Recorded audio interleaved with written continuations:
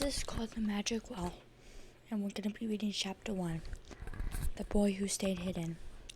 There once lived a young prince named Ryder, though if you had stumbled across him in the forest, you never would have guessed it. There was nothing particularly royal about the way he moved, darting between trees like a flicker of wind, laughter caught in his throat like a secret he refused to let go. He preferred it that way. The forest didn't care about crowns or expectations. It didn't whisper about responsibility or legacy.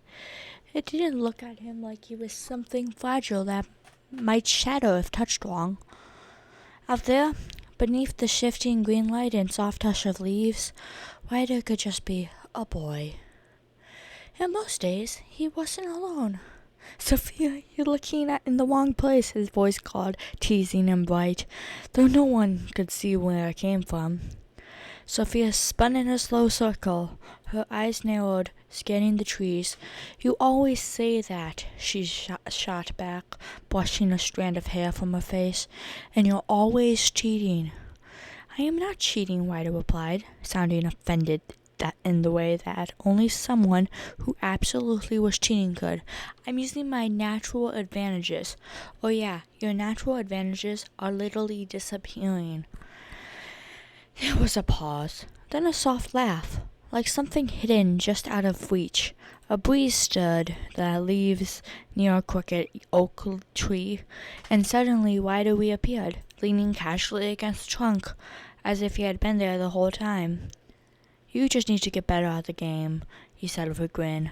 Sophia rolled her eyes, but she was smiling too. "Or you could play fair." Where's the fun in that? Despite her complaints, she didn't really mind, not fully. It had become part of their rhythm, this playful imbalance. She was such determined and stubborn, and he would vanish, slipping between sight and shadow like a ghost who hadn't quite decided to haunt anyone. And in the end, they always found each other. They spent hours like that, weaving through the forest as if it belonged to them alone. They climbed trees that leaned like old storytellers, crossed streams on wobbling stones, and made up rules to games that changed halfway through. Sometimes they talked about nothing at all, filling the silence with laughter. Other times, they talked about everything. Well, not everything.